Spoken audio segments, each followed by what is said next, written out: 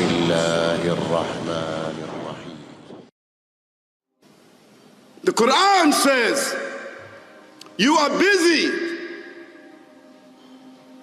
piling up, calculating, developing your careers, your money, your occupation, your wealth, until you visit the graves. Think about it. When was the last time that you went to a funeral? Was it your mother?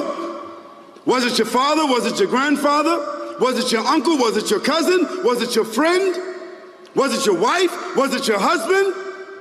The last time that you visited the grave, when you went to a funeral and you saw that person whom you loved that was laughing, crying, live, boasting, wealthy, educated, denying, arrogant, whatever they were.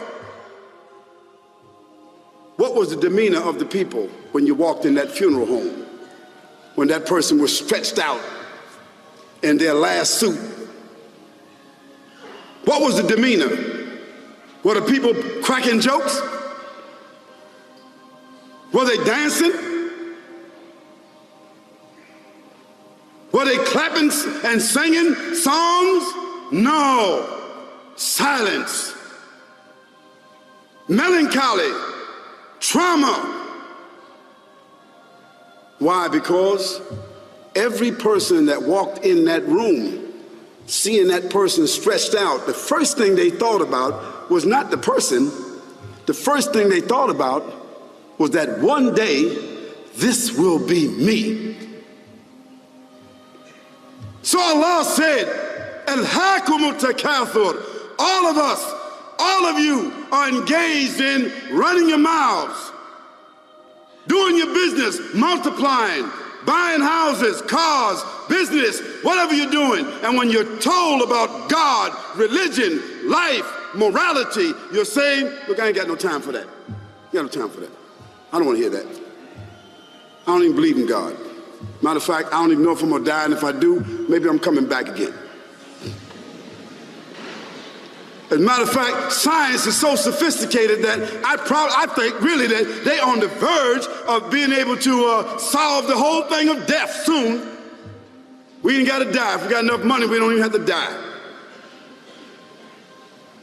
See how arrogant people can be until they visit the funeral house. And then after you go to the funeral house, if you got the guts, if you're able to do so, you go to the grave. And now this is another scenario. And you say to yourself, is that it? I mean, 50, 60 years, scraping, struggling, scheming, lying, stealing, fornicating, jumping up and down, begging, working, and this is the end of it? I mean, is this what's going to happen to me? Are they going to be dropping me into a hole in the ground? A hole in the ground, the same hole that a cat digs after it defecates. Just a little deeper.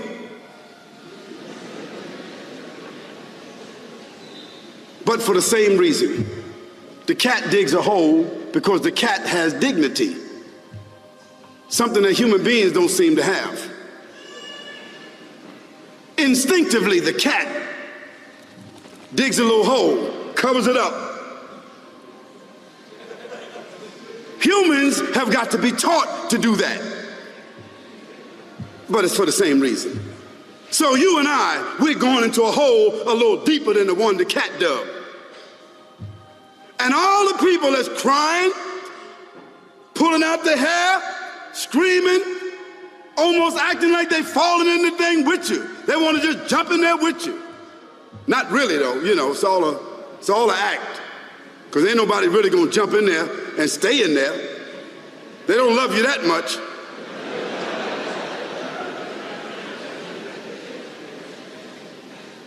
And then after all the shoveling get done, and they fill it up, and the box, you can't even see the box no more, the coffin that cost $5,000. I don't know what did they burn somebody in a $5,000 coffin for? I mean, if I was a funeral director, after they left, I would dig them back up and put them in another box and take that box back.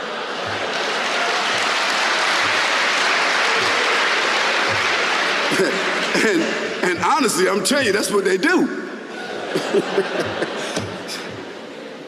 Yeah.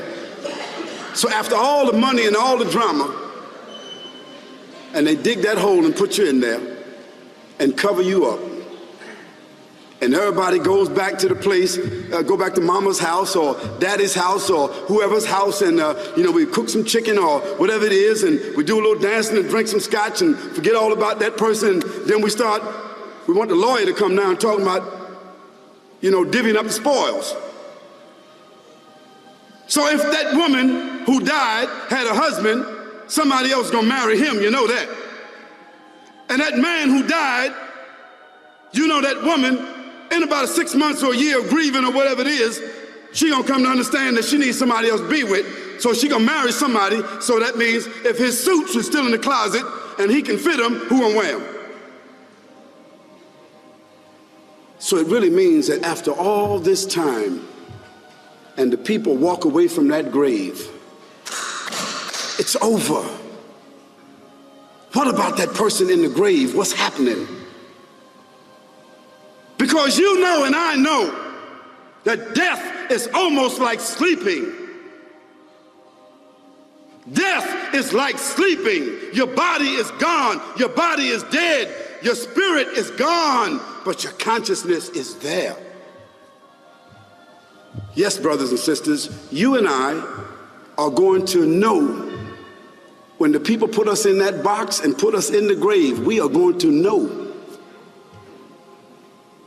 Your spirit is gone. You can't shout. You can't call out. You can't say, "Don't leave me here." But you're going to be hearing and you're going to be seeing, because that's a different kind of consciousness. But you can't move. And in that grave, this is when the real trauma is going to begin. Because there's a reason for humans to go inside the grave. If the Creator wanted to, he could have caused us to live and then disappear into the atmosphere. But he didn't. He caused us to go into another womb called the tomb. You started out in the womb of your mother, and you wind up in the womb of the earth called the tomb. From the womb to the tomb. This is the whole trip.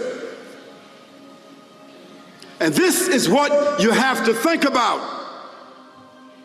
That grave is going to be a place of drama and trauma.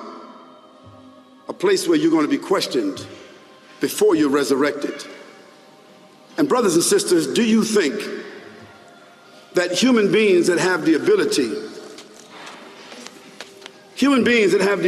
to take a piece of earth, dig it up, irrigate it, put down seeds, plant corn, whatever the case might be. The corn comes up, they harvest the corn.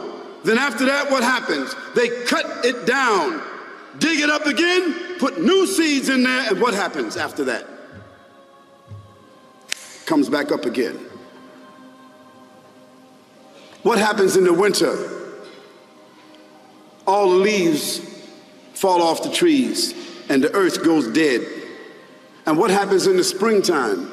The water comes, generates the earth again, germinates all over again, new grass, new leaves, new flowers, new fruits. So Allah says, and a sign for them is the dead earth. After that, we give it life. And then you eat the fruits from that. So Allah says, the one who gave you life in the beginning, is he not able to give you life all over again in order to judge you? Yes, certainly. You may want to deny it because you don't want to be judged. بكيت وهل بكاء القلب يجدي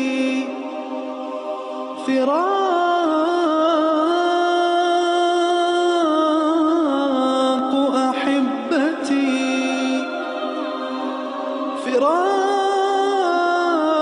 فراق أحبتي وحنين وجدي فما